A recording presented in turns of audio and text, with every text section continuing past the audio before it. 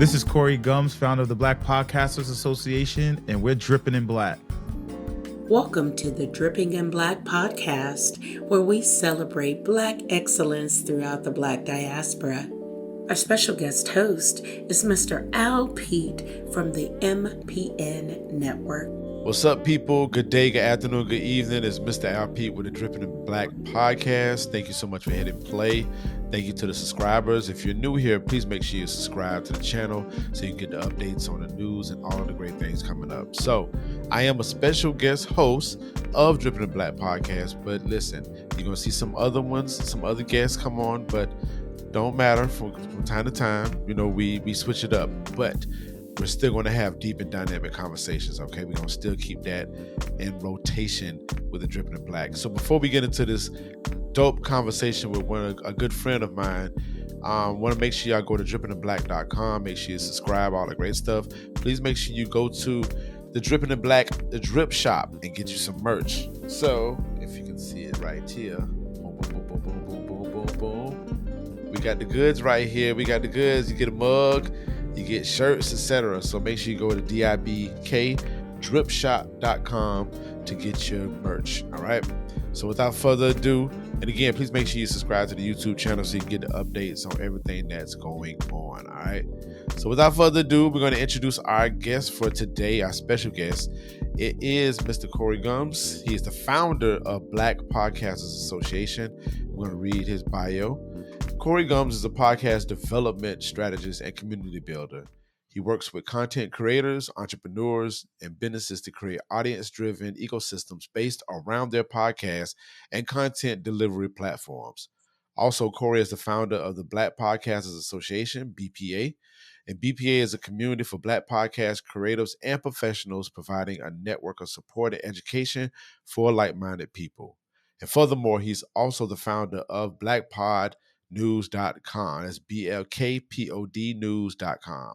And it's the first podcast industry trade newsletter curated for Black podcast creatives and podcast adjacent professionals within the podcast industry. He currently sits on the board with the Association of Independents in Radio, or we call AIR, a nonprofit global community of independent audio producers.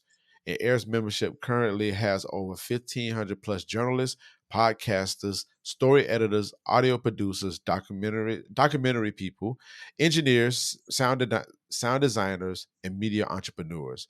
And you can learn more about the organization and its mission at https://airmedia.org. In addition to running the Black Podcast Association, Corey also has an extensive background in recording as an independent hip-hop producer. He is the co-founder of Press Record Studios, a full-service podcast and content creation studio located in Westbury, New York. And Corey also co-hosts along with Naya B, the Instagram live show Pod Hour, which airs every Tuesday at 6 p.m. Eastern Standard Time on the Black Podcast Association Instagram account. So let's give a round of applause for the man, Mr. Corey, y'all. How's it going, my brother? It's good. It's funny hearing your bio being read. It's like, and wait, there's more. Speaking of the more part, I guess I could ask this question: What don't you do? You know, I asked myself that this weekend with all this traveling I've been doing. I do a lot. You know, it's the way my brain is set up. I don't think I can sit still. So, but yeah, I'm just trying to do my thing in this podcasting streets and in this industry to help both, people of color, BIPOC, and our Black community in this podcasting industry, just to level the playing field and show the world that we have great content creators like yourself and the Dripping in Black podcast. That we have people out here that are really serious about what they do, and we need to recognize those people. So that's why I do a lot of what I do. And that's good you say that, because all of the work that you do it's people based, more so is community based. So that's very important to have in the industries that we're in all industries that we're in. Specifically, we're talking about podcasting and just audio, communication, media, whatever you want to call it, in that sphere. how is that feeling to be able to put something like that together? Starting off putting a dynamic community that's been going on for 3 years, maybe 3 4 years. Officially, as the Black Podcast Association, 3 years. It'll be 3 years in February. Okay. It seems like So yeah, talk about that. Like, how does that feel to put something like that on your back and say, "Hey, I'm going to own this space, this particular space." well, truthfully, it's like like a lot of things that that come out that spawn out of nothing. It's like I it wasn't planned. It wasn't something that I really was like, oh, let me do this, let me create this thing and make it become this organization. It was an evolution of an idea based off of a frustration that I was having back in 2019, 2020, right before the pandemic, just in regards to how I felt our community was being treated in some of these Facebook groups. You've probably heard this story a lot, but it based off of that, and it was just a simple challenge from a friend that said, "Just start your own," and it just evolved into this thing. And uh, you know, I would have never predicted it to be what it became or what it is, and for me to be where I'm at. So it's kind of surreal. It's kind of like this, like like even this weekend out at the Resonate Podcast Festival and at Afros. Sometimes you just stop and I just stop and I watch everything and I look at all the interactions, and it's not on some ego stuff. It's just like, wow, this crazy idea. How many of these people are in this room that would have not have been connected if myself and some of the other people that started, what they started didn't come into fruition? And you're seeing the friendships and you're seeing the relationships and the professional relationships and the projects that are coming from this. And it's like it's like I don't think I think the only other time I've ever experienced this was watching my kids be born. It was just like, wow, like this exists, right? This just happened. So I don't know how to put it in feelings. Best thing I could tell you is like it's just a real feeling. Um, it's a challenging feeling sometimes because there's times where you're exhausted and things don't go the way they want to because you're dealing with people and people are unpredictable, and and you have an idea of what you think will work and it doesn't always get the response you want. But overall, I think for me is when we're at Afros and Audio and seeing everybody together and hearing how much of an impact which this crazy idea that you came up with, has a huge impact on people. It keeps me motivated, keeps me inspired, and it's just like 3 years going on going into my fourth year of running a community, 3 years with the BPA. I'm still like, wow, like I'm still in awe. Love it, love it. So, before we go forward, is this type of spirit that you have? Does this come from your upbringings? Um, take us a little bit back, Corey, when his formative years or his developing years. Like, you don't have to give us I don't everything, know but what those, I don't know what those stories. I think it's in the 80s and 90s, but well, um, I mean, just for the conversations that we've had, I want to say you let me know about we used to work, I guess, do internship with Def Jam. Is that correct? yeah, I was on the street Yeah. team. So I mean, let's we can stay on that part. Like where does that energy come from? Like, it has to come from somewhere because you're very passionate about this. So if you could just give us a little bit, just a tad bit about you know young Well, Corey and how did that develop? well, I guess Dripping in Black is about to get an exclusive. That I haven't talked about this publicly, like in this kind of form, since I found out. But I think part of it is the struggle for me has always been because most people see me interacting and stuff. They think I'm just working, like I'm probably this extroverted person and all that stuff. And it has, not even before I started this, even when I was doing in the music industry and when I was trying anything that I've been ever trying to do in my life, I've always been like that shy kid or the one that kept to himself. And no, I just recently found out I was diagnosed with high for the sake of conversation, it's not called this anymore, but high functioning Asperger's. So I found I'm on a spectrum. I'm neurodivergent, which now makes a lot of things make sense for me. So the past couple of months, I've just been dealing with that, learning more, and kind of like going through the cycle of that. So I say that because that's part of those formative years you asked of that I just went through my whole entire life not knowing. At 47 years old, I found out, oh, you the whole time all the stuff you've been through has been because you're partly partly because of your neurodivergence. So the fact that you say, like, me being a people person, I think for me the high sense of justice, which comes along with that diagnosis, is a big thing. And I say high sense of justice because it's like I'm very literal. It's about the ethics, the integrity, doing the right thing by people, and I try to live by that. Some people might not always agree that I always operate in that capacity, but internally, it's like I want to make sure that everybody's right, taken care of. I want to make sure, I have certain ideological beliefs, like paying people, making sure people are recognized for the work that they do.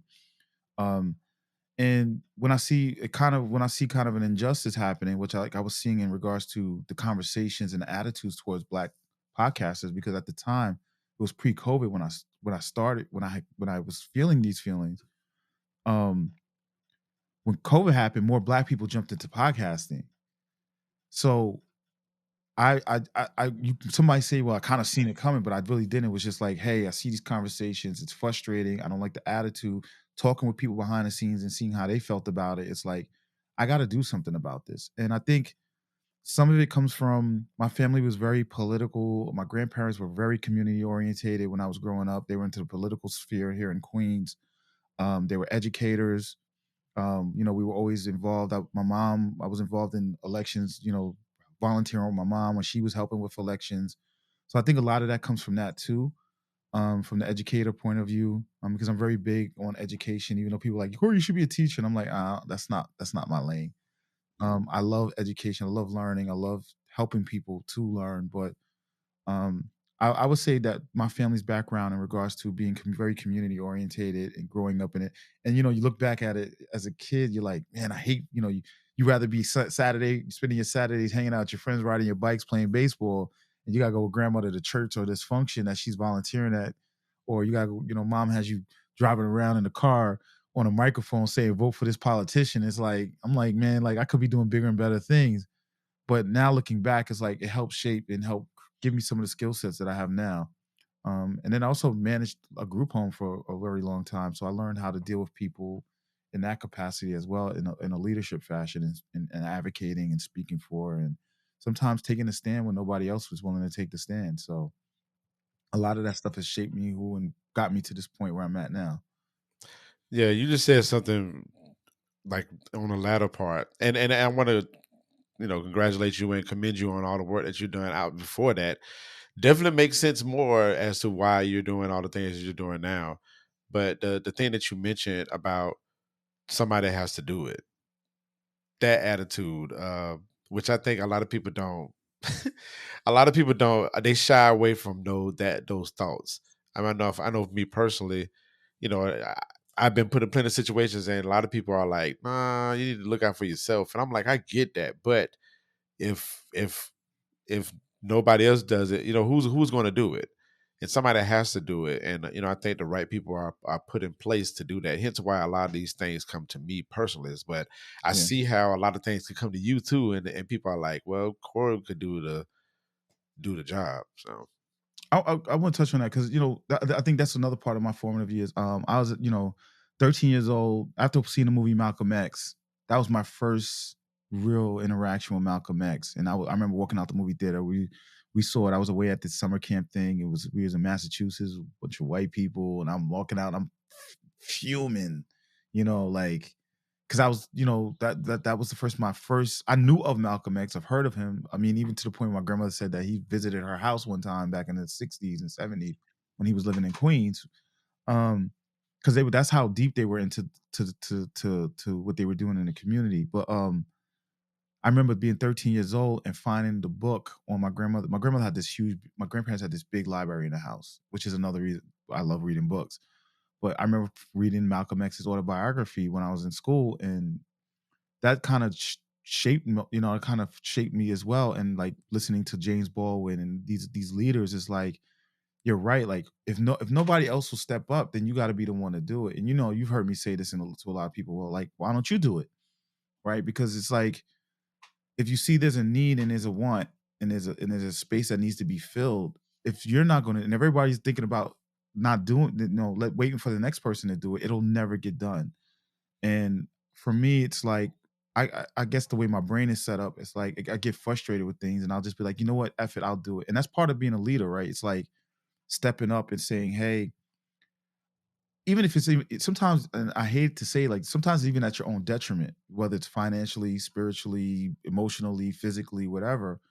But I love history. I read a lot of history. If a lot of these people didn't step up when they stepped up, some of these some of the things that happened in the world would have never happened, Mm-hmm. right? So, Right. I always use those as inspiration to remind me of, like, you have, I hate to be cliche. What is it? You have to be the change you want, or something. What's that line? Yeah, the It's changes you want to true. see. Yeah. Yeah, you have to be the change you want to see, and and that's something I try to encourage in our community, right? I'm always pointing people out, like, you can't wait for me. I'm only one person. It takes all of us to move this forward, and to help each other. And that's why I think the community part is so important, because that's what a true community is. It's everybody moving together and playing, bringing their whatever it is they bring to that community, but all moving in the same direction for a common goal. That's the actual definition of community. So, I'm a literal person. So I live by those things. Right. I take them to the literal truth, to the literal definition. Like, we all are moving towards a certain direction, and we can do it together. Right. Right. And it's funny because, and I can't really remember how I came across. It might have been through Afro's audio. Might have been how I came across, BPA. I just remember doing just a small analyzation on it. I think I might have saw a couple of posts from you that were literal, and I was like, "Yeah, sign me up." And I just remember I was headed to a gig. It was like a Saturday morning, and I was like, "Yeah, before I leave for this gig, I need to sign up for this for this community," because I was like, everything that you were saying. I think I had just came across my Clubhouse folks. Shout out to the content creators. When I met Dom, Mhm. Square, Jen, Sambaza, Crate Digger, Lisa. Like, I met all the Crystal, met all of them through that. So it was like it all happened all at one time, and I think it was just a beautiful thing for me. But it was more beautiful to see that somebody was trying to put a community together that was needed, because you had all the clouds going on the other side, like, i.e., these other people that were just making these groups, and they would make these posts or whatever. But like, the community seemed so much more intentional and more genuine when you created it, and then the people that were getting into it was just a beautiful thing, man. So um we celebrate you on year 4 coming up in February. That's big, and everything that you're saying right now definitely adds up to, I guess, why Corey did what he did. Corey did what he did because somebody called him out on it, and Oh, really? I played sports, and I'm competitive, so when somebody does it, it's like, well, hold my beer, all right, let me prove you wrong, which is crazy because I found out that's part of my neurodivergence as well. It's like, Yeah. somebody tells me I can't do something, or tells me to do something while I'm doing it, I'm going to do. And I always was like that. Like, I don't like ultimatums. Like, somebody give me an ultimatum, in my mind I was like, I'm gonna prove you, to my own detriment, I'm gonna prove you wrong, right? So, like, so when that happened, it was like, okay, well, you called me out. Now I'm going to make it happen. So, but truthfully, I wouldn't be this wouldn't be, or I wouldn't even be here without people like yourself. And it's amazing to me to hear the different stories, because a lot of times I can remember where certain people, I remember where we connected from. Um, and then other ones, I'm like, how do we connect? Like, how it's been like this one long drawn out thing where everything is mashing together. It's almost like I forget. It's just Mhm. everybody's family now, and it's just like I don't even care about that. But I love hearing these stories because it tells me that because there's times where I question. The imposter syndrome kicks in. Sometimes you're like, what am I doing? Why did I do this? It's not working like I wanted it to, or it's not going in the direction, I'm not getting the response that I wanted, or it's not how I envisioned it. And it becomes challenging sometimes. And I'm like, I always tell a story, like, how many times I was going to shut the Facebook group down, to the point where one of my friends, she called me out on that. So a lot of calling out of Corey. She was like, all right, Corey, I'm tired of hearing you talk about this. Shut the fuck up and just delete it right now. And she literally stood over me, was like, press delete. She's like, if you don't press delete, then you're going to commit to this, and I don't want to hear it ever again. And I literally, I mean, there's times when I thought about it, like, damn, I'm done. But then, like what you just, when you telling me your story, I'm like, man, like, that just gave me like energy in my battery. Right now I'm like dead tired. I'm like, okay, what work I got to get done tonight now, right? So it's like, puts a little pressure on me. But I really, I do this. I always tell people that it's my I created the community, I directed, I have a vision for it. But again, it's not and I think in this space and I, Afros and audio resonate. I think those two conferences I just went to this past week really exemplify it. You don't have a community without the people. And a lot of people, whether it's in the podcasting space, content creation space, it really triggers me when I hear people using the word community for everything, because I'm like, a community is a group of people that are really coming together to try to help each other, support each other, and move in a certain direction that everybody should benefit from in some form or fashion. Not everybody's going to benefit equally, but everybody's getting out of it what they want. And that's the main thing for me with, like, hearing your story. Like, you said it, you said I got to join it because there was a need that you were looking for, and you were like, I think I found it. Mm-hmm. And I don't know what everybody a reason for joining. As the leader, I should know, because I should have that data to help me make better decisions. But there's a part of me that doesn't care because you guys are here, and it's like, I'm glad to have you guys here, because this wouldn't be success without you. Like, yeah, it's, me, I don't like always being out and taking all the accolades, but you can't have a community without the people of the community. And that Right. gets lost in this day and age and of the social media aspect, because it's we're forgetting that. Right. So I think it's important for people that are watching and listening to understand, like, it's a true community. Indeed. So speaking of community, when you have the people, um, you have to think about the information that is given to the community, various resources, with through workshops, forums, seminars, etc. And one of those resources was the newsletter, Black Pod News, right? Um, Me personally, I felt like I felt like, I don't know, you can tell us, but I felt like it was a need. Like, I don't know if anybody, if somebody told you and challenged you and called you out on it, then I can see that as well. But I do feel like I remember like this process, and some of it is through conversation in regards to Twitter, or I think it was Twitter at the time when we were like heavy on Twitter. And you basically stated like, hey, there is no type of information like specifically for the Black diaspora or whatnot, and you created it, and you wanted to make sure that it was known that we have this information, like we have a platform that we are able to share our stuff on. And I felt like that was very commendable. Another commendable thing that you did, but I still felt like that was like I f- I felt like it was a need that you thought of. You was like, this don't exist, so let me create it. Was that the case, or did somebody call you out on that too? So that was a little bit different. Okay. So I got my degree in web development. So my brain, I see the neurodivergent stuff is all starting to make sense for me, right? So I also do programming, and I'm a developer, and I don't do as much as I used to. I'm trying to get back into that. But so when you're thinking from a business point of view and from a founder's point of view, and you read as much of the books that I read and listen to the people I listen, one of the things people need to understand when you're trying to build a company and you want to build a $1 billion company, you got to figure out the problems that you got to see where the gaps and where the problems are at, right? That fill the need of the people. So Mhm. what happens with me is I've been training myself to be so aware of these things. It's like and it becomes a nightmare at times, because you're constantly hearing stuff and you're constantly like, oh, that's a problem, that's a problem. I could solve that, right? But this happened to fall into my lap, and it was just a general conversation. And I want people to know I'm very protective of the community. I'm very protective of my members in the community.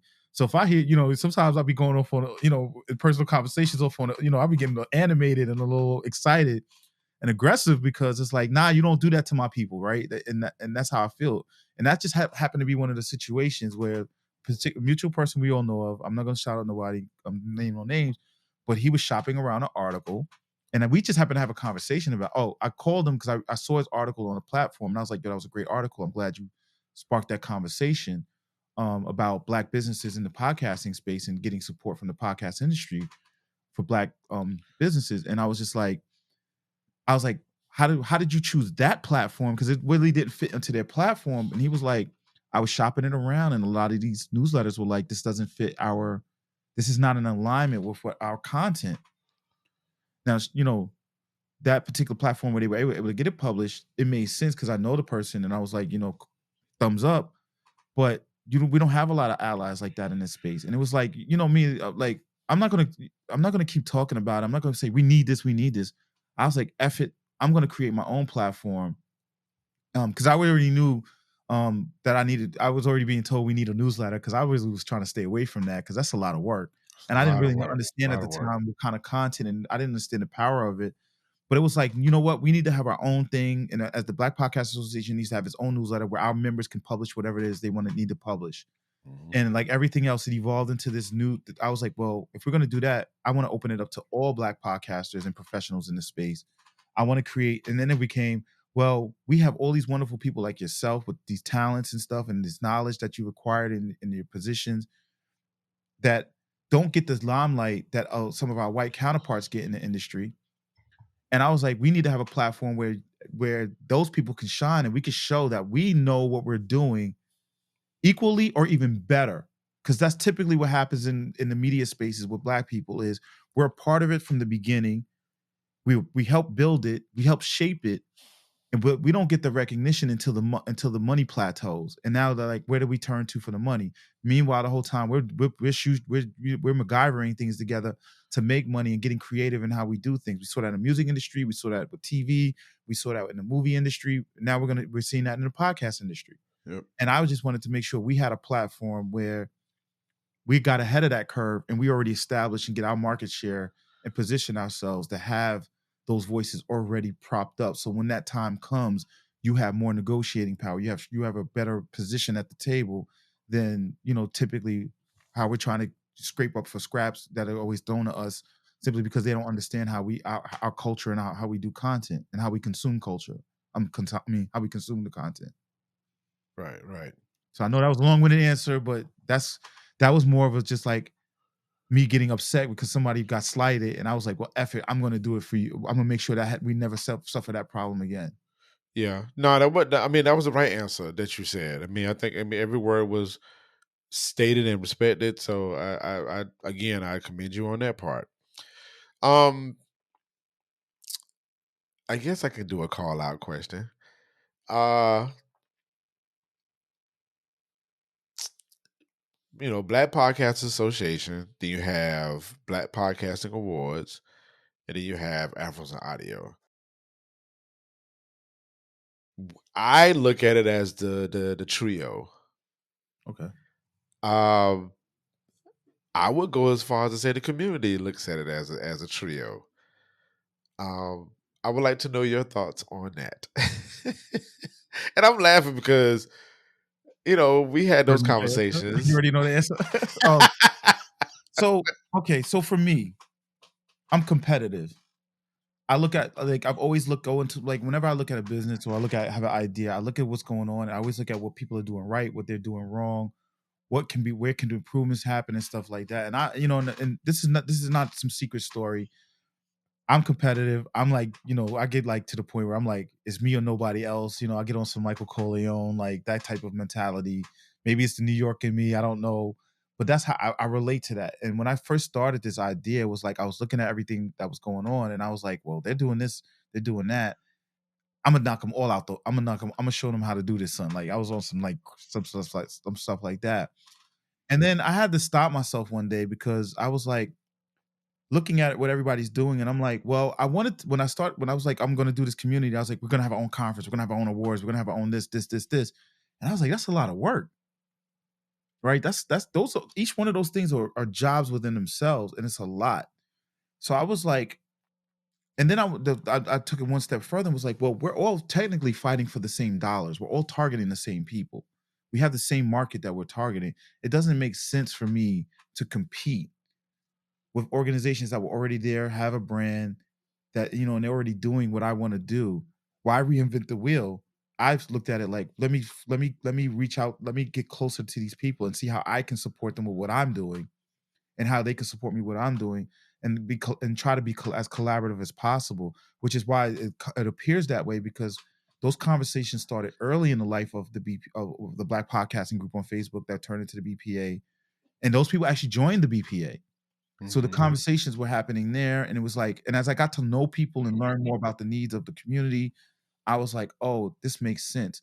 It's better for me to take the community and support Talib, what he's doing at Afros and Audios, Demetrius and the co-founders over at Black Podcasting Awards, and see how we can come together and support and bring everything together so that I'd rather us all get a piece of the pie than no pie.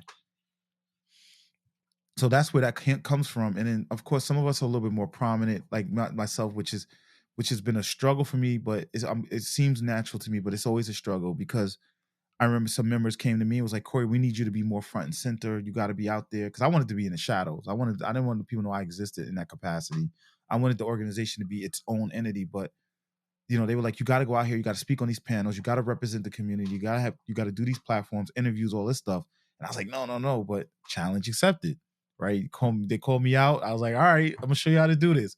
So I think that's why sometimes, the big three kind of looks like, or like it all runs through BPA or comes through BPA, but we're all our own separate entities. But we have a very collaborative spirit, and we all want to see each other win. We all want to see each other eat, and it's important that we do that because there's nobody else doing it right now, That's and the there point. is a need for it, right? That's the point. Yep. Whether it's being executed how everybody thinks it should be executed, or whether it's living up to what the expectations of people think it is, both my community and everybody else. Because there's times where I've dropped the ball and I've fallen flat, and I failed, or I had an idea that I thought would work and it didn't, and it's driven some people away, but it's also brought some people together.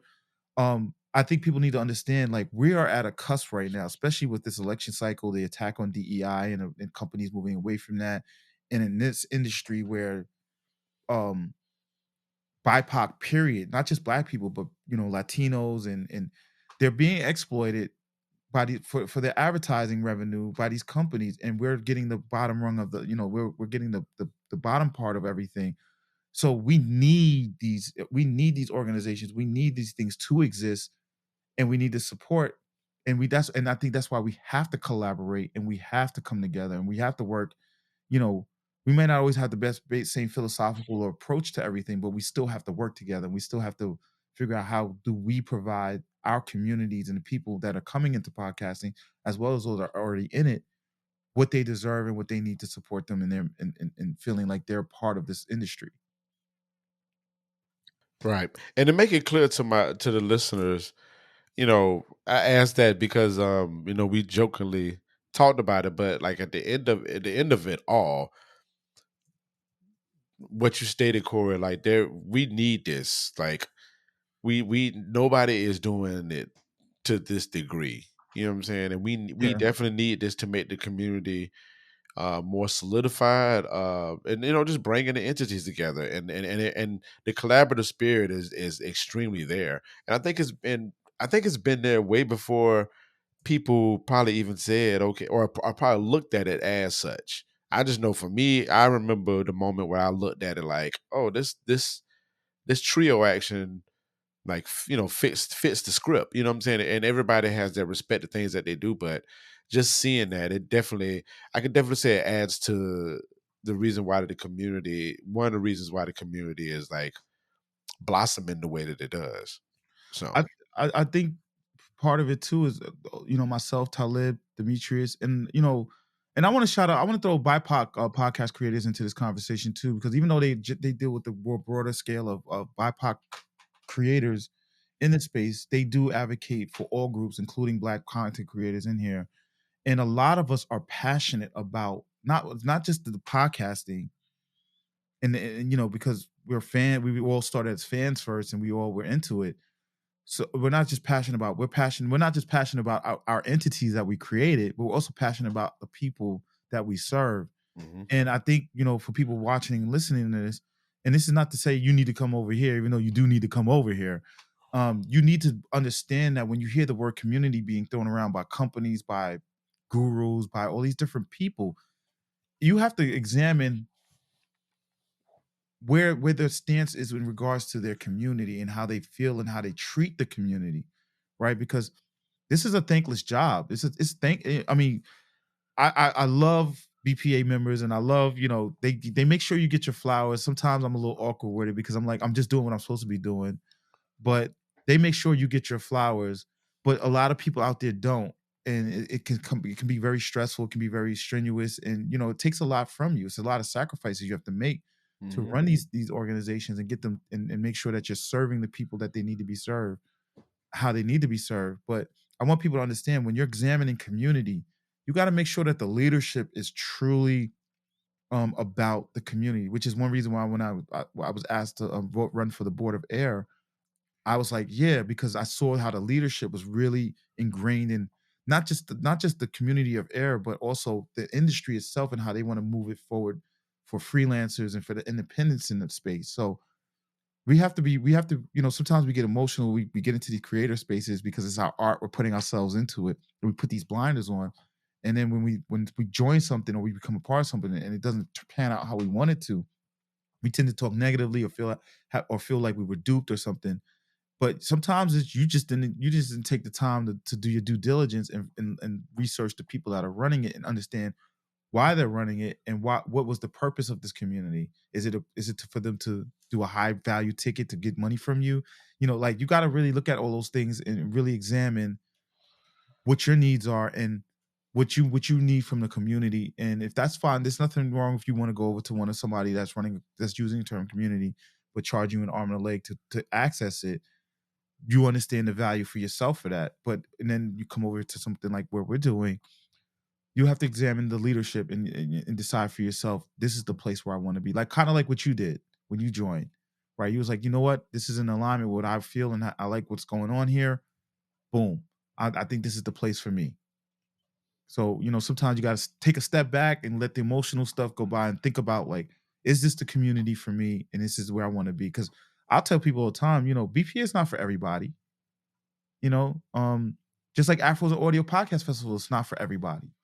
Just like Mhm. all the other conferences, they're not for everybody. They're for a particular group of people that they're targeting for. Right. So you have to pay attention to that stuff so that you don't feel like you're being duped or suckered into something and be mad at them because you didn't do your due diligence or you made an emotional buy. So I just want to put that out there. But and you answer my next question. I wanted to talk about you sitting on the board for Air. And shouts out to Air. They was at I got to see their presentation at Afros on Audio. Yeah. And what they offered was crazy. It was funny because I want to say a couple of days prior to that, um sent by you actually. I finally saw the email or a messenger in our group, and it basically said to fill out the survey from Air and stuff like that. And I was filling out the survey because I'm real big on filling out surveys, y'all. If you don't fill out surveys, please do, because that data is very, very, very important to the existence of the organization or institution, whatever. Please fill surveys out. Take the time to do it. I was filling out the survey, and all of the information that they was asking. After a while, I was filling out the survey. I'm like, well, darn, they asking some very, very thorough questions. Like, they really want to make sure that you're getting the bang of your buck. You know what I'm saying? For being a part of this. And it made me feel good to be a member of it. And it made me feel bad too, because I was like, I'm a member of Air Media and I don't even utilize the information that they are asking on there. And so the fact that you are sitting on the board, you know what I'm saying, and offering this information to us, it's like very, very, very important. And the you can just tell the missions and the visions that they align with aligns with all the stuff that you're dealing with when it comes to your platforms, your BPAs and stuff like that. And it aligns with your missions and goals, et cetera, et cetera. So I think that's a beautiful thing. And when I saw that you were gonna be on the board, I was like, yeah, this is perfect. And when I see you speaking at these engagements and stuff like that, I'm like, yeah, this is what Corey, this is what, supposed to be done. I understand being in the shadows, but I think it's commendable again to step out and be the face of this community and really be, the ally to a lot of people that's in this space. Yeah, when I was asked, when I was bullied into running for the board, because it was like, no, we need you to come over here and we need you to apply. I didn't think I was going to get elected. First of all, I wound up getting the second highest votes for a board member ever in the history of Air, which is Wow. wild to me. because Wow. I didn't know. I was like, I didn't even know that many people in air, and I didn't really expect to win. And this past weekend at Resonate, a lot of people coming up to me were like, "Hey, it's good to finally meet you. I voted for you," and I was like, "Thank you." I was like, "Oh, thanks." But initially when I was asked and I was looking at air because I joined air before I was on the board. I joined air and I was like, okay, let me check out what the air is and what they're doing over here. And a lesson that I learned from it is, and I want this for people listening, like if you're ever going into a business space or whatever, like this good competition is bad competition, and then there's no competition, right? There's only collaboration.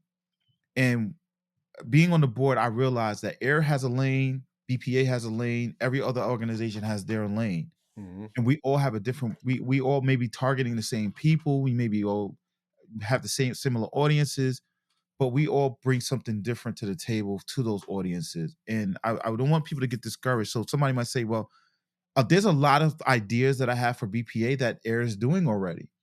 That Air is doing. So now it's like, well, how should BPA members also be a part of Air and why reinvent the wheel again? Why make more work for myself? Why make things more complicated? If Right. Air is doing this in this lane, let me bring members over here and you utilize those resources and vice versa because we're going to we're doing reciprocating memberships, Mhm. right? They have a black contingency that may not be getting their needs served in Air the way they would get served in BPA, and that's fine. I think people need to understand that there's nothing wrong with that. Mhm. So when you're looking at stuff, you shouldn't feel threatened or you shouldn't feel like, oh, this person's over here doing it. It should be, hey, how can we pull our resources together? How can we work together? How can we take us together to the next level? And that's kind of how I came into Air, and it's been even way better than I expected it to be because that's just the attitude of the board and everybody's really they love the organization from the top down. Shout out to Casper for that survey. She put a lot of work into that. Her and some of the team at Air, they work really hard on that. That survey is And I great, want to touch man. on that real quick because you're right. When this survey, especially when it's coming to us and it's from us, like Anna Deshawn is doing a survey for the Cube right now. Like, Yep. Shouts go out to follow Anna. Anna Deshawn Mhm. and DM her if you want. If you're watching this, fill out her survey. She needs that data. We live in a data-driven society, and data is important for these decisions to be made. And in this podcasting space, as we've known, we've had the Black Podcaster Listener Report. Shout out to Gabriel and the team at Edison for that, and they're working diligently to bring that back. But there's nothing outside really out there collecting data on our community. And that's another project that I'm hoping in 2025 to really start spearheading and getting off the ground is because how do we know about our audiences if we're not collecting data on our audiences? And people watching, again, you have to use your judgment.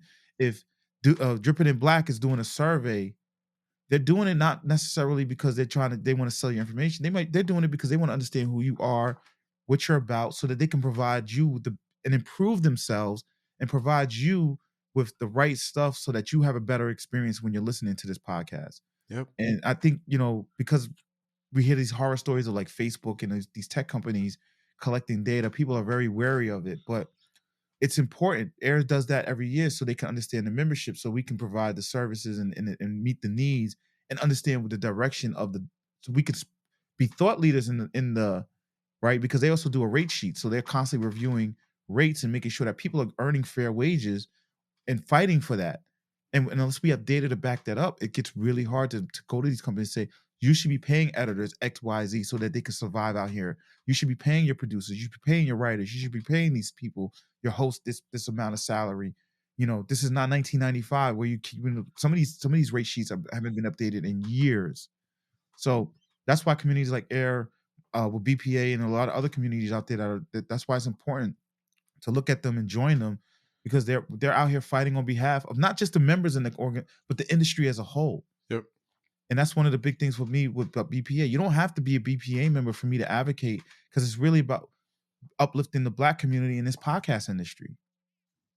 Now, if you remember, that makes things even better because now we have strength in numbers, but that there's no obligation to it.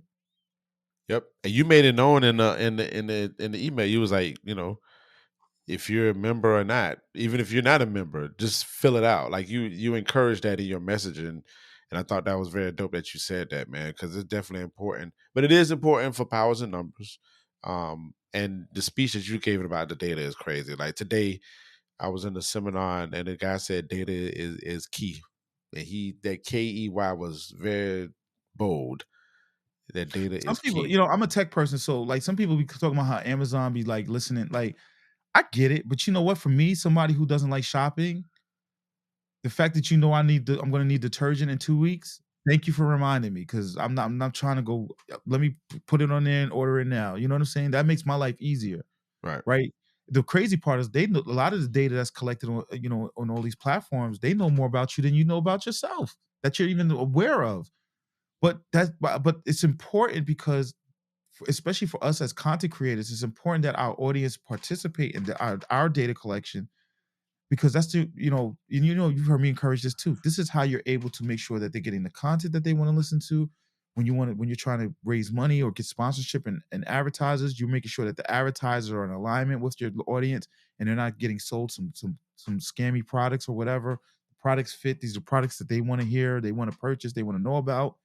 Um, it also helps you figure out whether you're doing good or not, right? We always need feedback to let us know whether we're progressing in the right direction or not. Which is why, like in the BPA, I'm always asking members, like, yo, like I'd rather hear the negative stuff than to hear the positive stuff.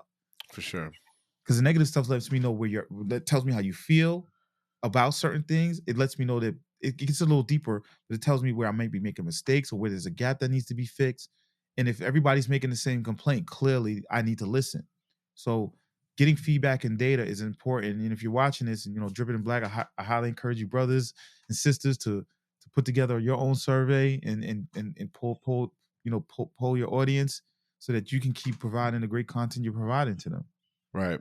And if you're not familiar with, or how to start that process, I mean, being part of BPA, you know what I'm saying, those conversations flow perfectly. If somebody makes a comment about it in the group, somebody's going to answer it and somebody is there to help. And that's the part of a Yeah, we community. have people who are award winners. We have people who are running companies in the space, big companies. They have big projects.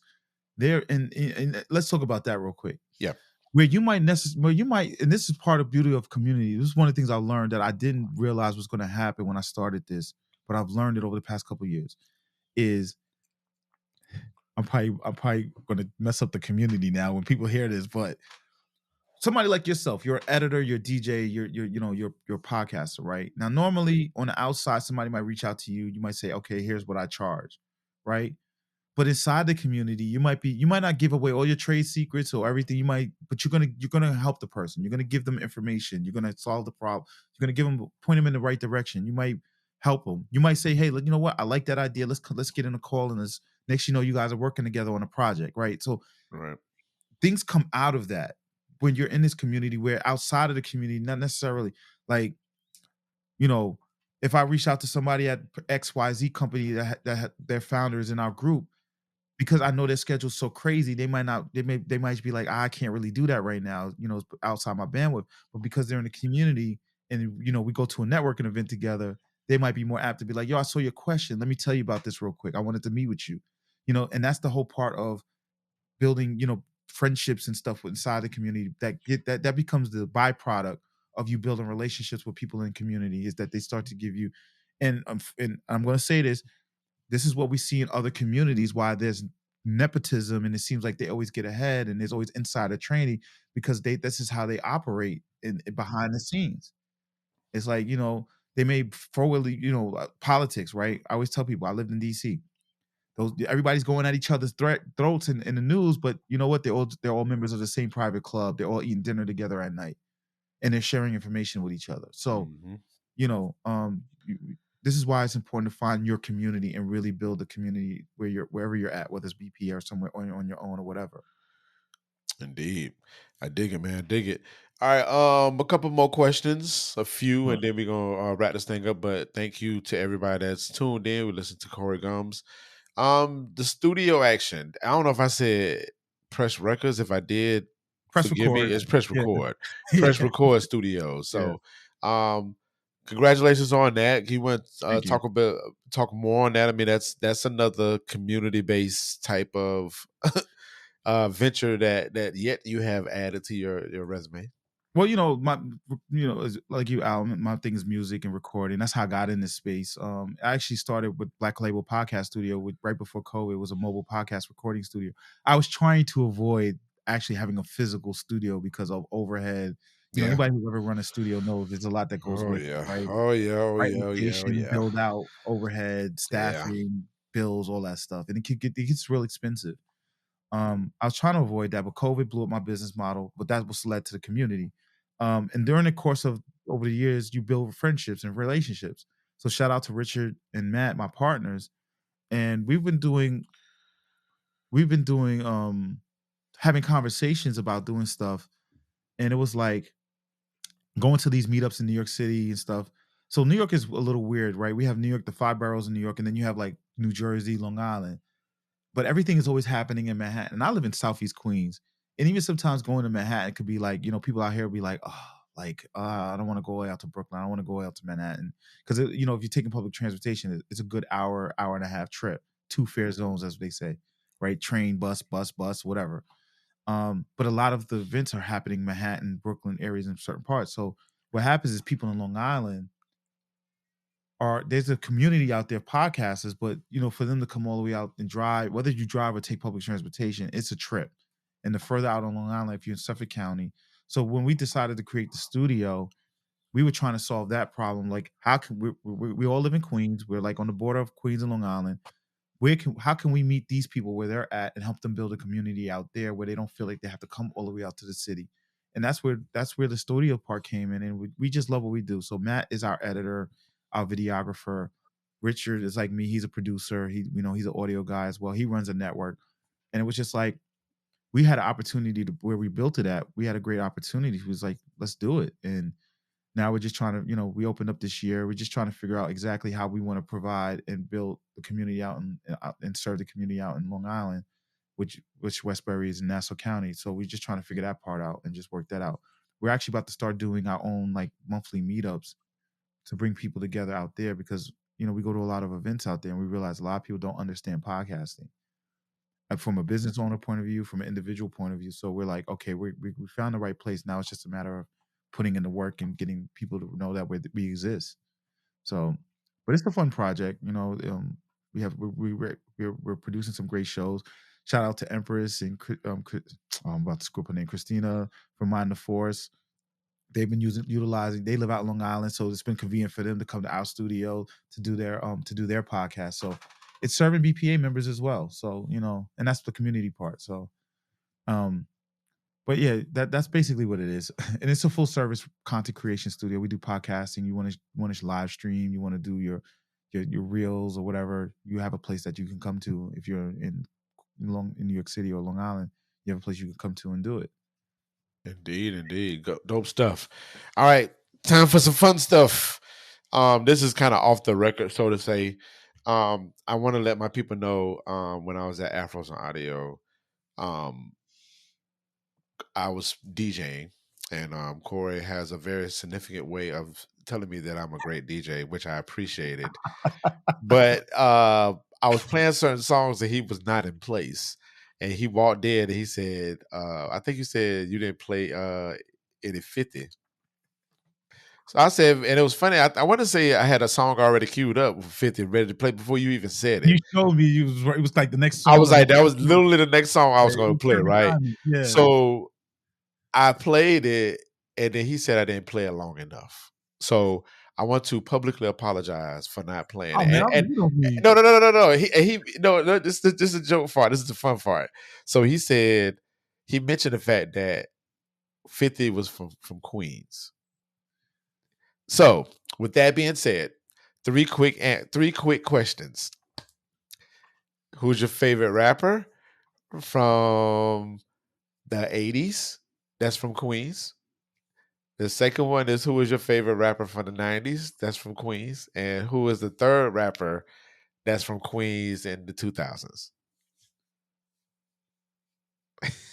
I mean, the answer's pretty shit. I mean, excuse me.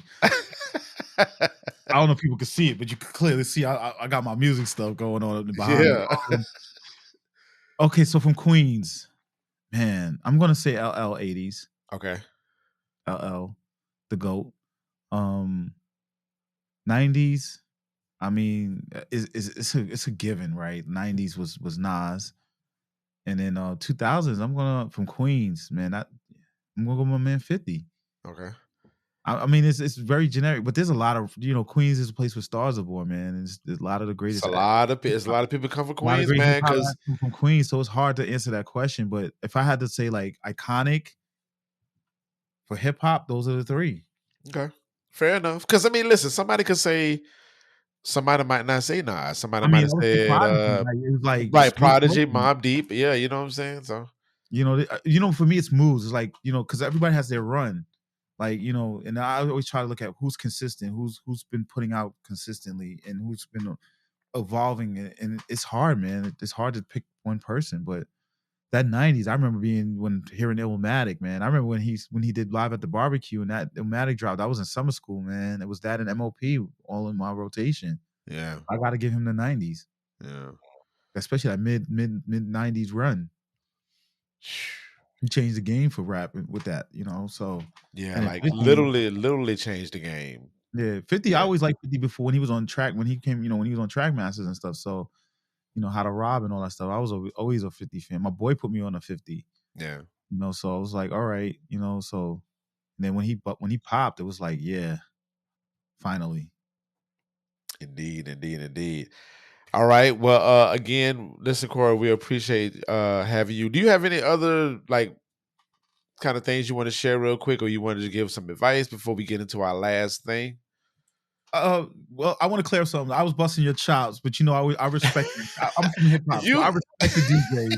And I know you can. You're not supposed to go to DJ and tell them. That's why I mess with you, because I'm like, you're not supposed to tell the DJ what to play. So that was pure like Corey, you coincidence. can do And I that looked down though. the way to work it You out. can do that because we understand music, and I don't have people busting my chops like that in regards to hip hop music. So I just love being challenged in that regard. So Yeah. trust me, it's I was cool, ready to brother. start spitting the verse, and it was like, oh, okay, well, there you go. I was like, I was gearing myself up. I had my Right, drink in my right. hand. I was like, all right, here we go. Queens is in the building. But I just want to bust your chops. As far as last things to say, look, it's important that you guys are fans. Whoever's listening to this podcast, you're fans of podcasting. You're much as part of this industry as the podcasters themselves, right? Yep. Come to these events. You could come to Afros and Audio. You might learn something. You might meet your favorite podcaster. They would love to meet you, right? They're normal people like yourself. We need the support of our listeners in our community. We need these, right? You guys keep these. You guys keep the podcast listeners keep the podcasters going. Give them feedback, comment, engage with them on their social media. Let them know how you feel. Ask them questions. Shoot them a DM. Yo, could you get this guest? I would love to hear you talk about this. Yo, thank you for this. Let them know how the impact you had on them, because sometimes, man, this is a lonely job. And there's a lot of us that are doing all of the work. They're running the socials, they're editing, they're coming up with the content, they're going to the conferences, they're doing so much while still living their personal lives. So I encourage you as listeners to really participate and support them. You don't have to give them a lot of money. If they got a Patreon, they got a Cash App, send them $5. I've gotten my Cash App $20, and sometimes I was like, damn, like it was random, and I was like, I needed that, right? Like Right, how much right. gas in my car, right? And it helps. So support these content creators, and it's important us as a Black community to support these content creators, because these advertisers, these companies are looking at us, and a lot of them are looking to exploit us as the podcasters, to exploit you as the audience. And the more you give your podcaster, the more power you give them, and the more support you give them, the more they can buffer buffer that part when they do get approached by these brands and these companies and advertisers. So I Indeed, just put indeed. that out there. Indeed. Wise words from the man Corey, y'all. Please make sure you follow him. He'll give us the follows at the end of this. But Corey, last question. Have you ever been like in a magazine or on a cover of a magazine or anything? Have you ever been in any type of publication to that degree? Yes, but not as Corey Gumbs. There was It a was- hip hop magazine back in the days called On the Go, a hip hop magazine, and we were when I was on the street team, we were launching a group called Crew, CRU. I don't know if they had the they had a couple songs that people were liking. I seen the internet trying to resurrect them, which is cool because they were You some talking good about the brothers. people that sang "This Ain't Funny, So Don't You Dare Yeah, Laugh"? yeah. Ah, I was working that project. I'm in the okay. video, and I'm on the cover of it. My face painted in their logo. Me and a couple other my street teammates. When they took that picture, we were on there on the cover of that one of their issues. I love that beat that they rapped over. That Yeah, song, because Odyssey rapped over that beat. The rapper Odyssey rapped over the same beat. I always loved that beat, but they killed that song. Wow. yeah. Okay. I'm actually in the video for that song. There's a You're in the transition video of that song? at the end. There's a transition, right, where like they have different people with the logo, and they had a dope ass logo. That was I used to love that T-shirt. Yeah. And they were cool. Like we were on tour with them and everything. Like they were some really down to earth brothers. They were, I loved being around them. But they painted my face, and I was actually in Puerto Rican Day Parade. That's how I met Big Pun that year. But Wow. they painted our face, and they had like a scene where it was like and they had the strobe lights and stuff. So there's a transition where they go from that to like, how they do the transition from the end of the song to a new song on a single on a new song. I'm in there real quick, and I was like, oh, there I go. Okay, okay. So Cool. that was like my 15 minutes of fame in the music industry. Okay. Gotcha. All right. So with that being said, we have this presentation that we would like to give to you. Okay. Okay, Here we go.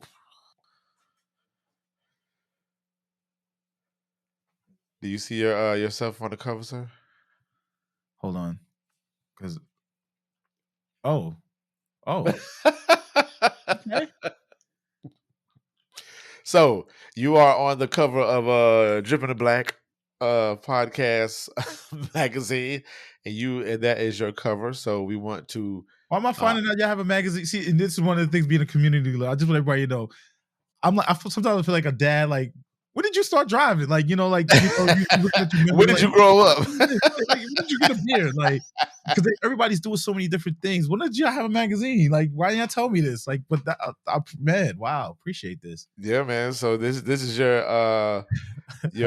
cover. You would get a physical copy of this soon, but this is all for in dedication and appreciation to you and everything that you do for the podcasting, audio, Oh, man. media communication space for us Black folks. So we want to honor and just appreciate you for that, man. And this is the honor I'm of you getting being emotional on the now, cover. man. I did not expect this. Thank you guys, man. I appreciate this. This is That's dope. how we do over here in the Dripping the Black family. I love it. As soon as I get up, put it in a frame and everything, it's gonna be behind me up over here. Indeed, man. All right, man. Well, listen, my Dripping the Black family, we greatly appreciate you sticking in and supporting the brand. We hope you enjoyed this conversation with Corey Gumbs. Before you go, Corey, please let everybody know where they can find you at. Let them know your personals, the BPA stuff, how they can be a part of this community. So you can follow us, the Black Podcasters Association, on Instagram, TikTok, or so because it's such a long name, just different derivatives of our handles, because not everybody allows you to say Black Podcast Association. So what I'll tell people is go on your favorite social media platform, just type in Black Podcasters Association, and our account will get up there. You can follow that, support that, engage in it. I run it. So if you want to reach out to me on there, you can shoot me a DM. You can subscribe to blackpodnews.com. Even if you're not in the podcast industry and you want to learn about new podcasts or just learn what's going on and learn about the personalities in this space, feel free to subscribe to that. Corey Gumbs on Instagram. It's my personal Instagram. You'll get some what I'm listening to and see some of behind the scenes stuff in my life. It's a little wild this sometimes. Hey, real quick, I'm sorry, Corey. Hey, y'all, the music that he been posting, I'm like, boy, Corey, his range is crazy. The music you've been posting been crazy. I love it. Yeah. I go to a lot of different DJ spots now here in New York, so it's like I'll hear a song like I like that, and then I'll just put it on my list, and then then I'll listen to it for like 3 days straight, and I'll never listen to it again. But just search for Black Podcast Association. Feel free, if you want to join the community, go to blackpodcastassociation.com. That's HTTPS blackpodcastassociation.com. And follow Afros in Audio, Black Podcasting Awards. Just support these organizations out there that are doing these things. But that's how you can follow us. Indeed. Stick around real quick, Corey. I'm going to close this out. But thank you so much personally, Corey. Brother, I honor you and I appreciate you for taking the leaps of that. You know what I'm saying? Like we share this type of space when it comes to the leadership in action.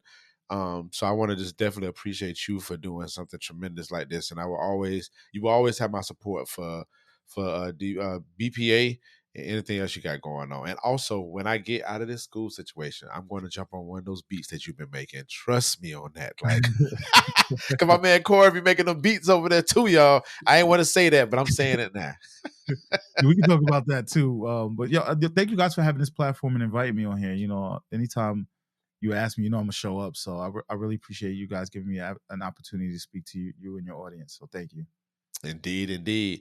All right, my people, that's it for this show. Thank you so much for tuning in. I'm Mr. Al Pete, the special host on here. Again, like I said, there'll be a couple more hosts on here as well, but we always going to have those deep and dynamic conversations. Please make sure you go to drippingandblack.com. Make sure you get some drip at DIBK.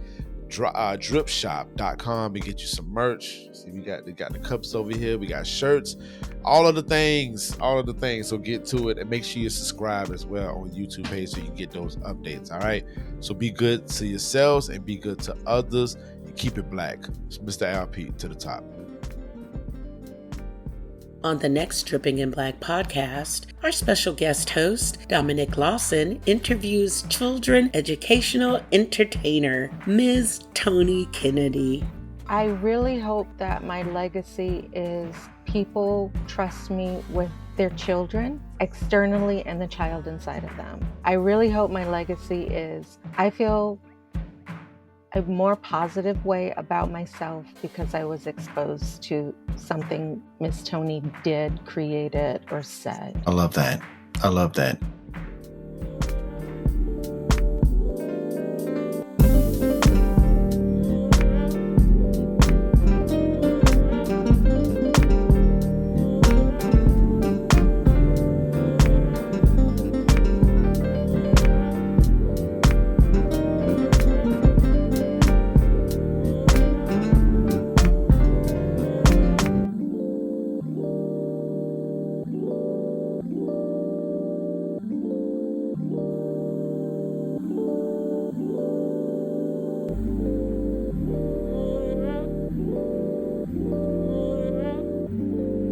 You have just experienced a Dripping in Black production.